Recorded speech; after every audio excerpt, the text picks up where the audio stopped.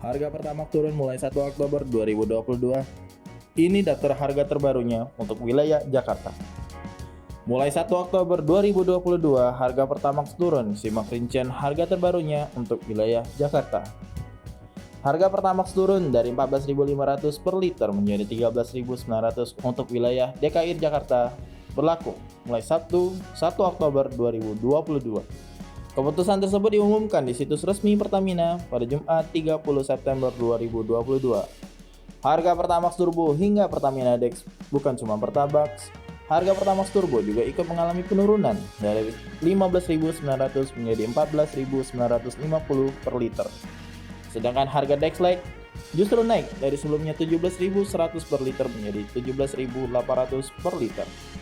Tak hanya itu, harga Pertamina Dex juga naik dari 17.400 per liter menjadi 18.100 rupiah per liter.